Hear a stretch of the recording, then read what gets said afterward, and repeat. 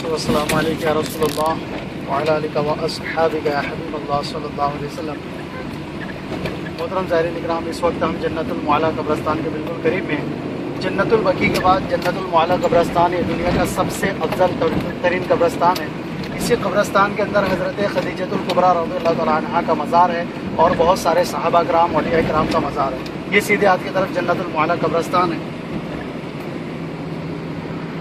اس کی تعمیری کام چالو ہے ابھی۔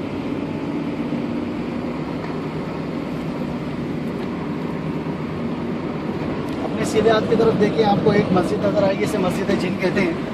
ایک مرتبہ فجر کی نماز میں پیارے آقا صلی اللہ علیہ وسلم یہاں پر قرآن پاک کی تلاوت فرما رہے تھے تو کفار جنات نے یہاں پر اسلام قبول کیا تھا قرآن پاک کی تلاوت سن کر۔ اور ایک مسجد یہ سیدھے ہاتھ کی طرف، اسے مسجد رایا کہتے ہیں۔ یہ سیدھے ہاتھ کی طرف مسجد رایا، اور یہ الٹے ہاتھ کی طرف دیکھیں مسجد شجر۔ یہ مسجد شجر ہے۔ مسجد رایا عربی میں ترنگے کو کہتے ہیں، جھنڈے کو کہتے ہیں۔ فتح مکہ کے بعد پیارے آقا صلی اللہ علیہ وسلم نے اسی مسجد رایا کے جہاں پر یہ مسجد ہے، یہیں پر آپ نے جو ہے تو فتح مکہ کے بعد اپنا جھنڈا نصب فرمایا تھا۔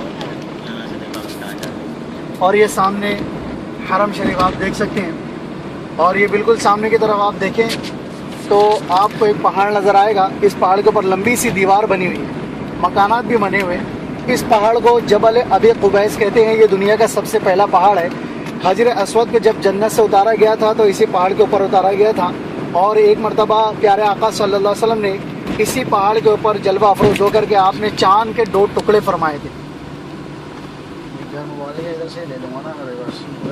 اور یہ نیچے کی طرف جو سامنے آپ دیکھ رہے ہیں وہ بورڈ لگا ہوا ہے مکۃ المکرمہ،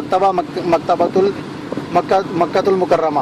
یہ حضرت آمنہ بی بی رضی اللہ تعالیٰ عنہا کا مکان ہے، جسے پیارے آقا صلی اللہ علیہ وسلم کی جائے ولادت کہتے ہیں۔ اسی جگہ پر پیارے آقا صلی اللہ علیہ وسلم کی ولادت ہوئی۔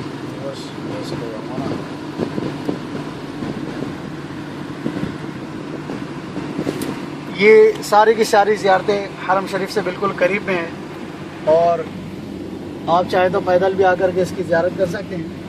اللہ تعالیٰ، تو یہ تھی آج ہماری مکۃ المکرمہ کی زیارتیں جو ہم نے اور آپ نے کی۔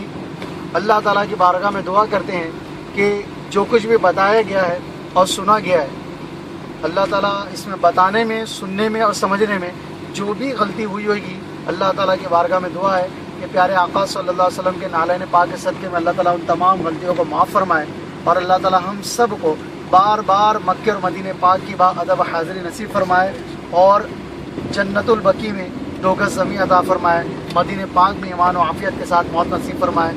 آمین بجاہ نبی آمین۔ صلی اللہ علی محمد صلی اللہ علیہ وسلم، صلو علی الحبیب صلی اللہ علی محمد صلی اللہ علیہ وسلم۔ جزاک اللہ خیرا۔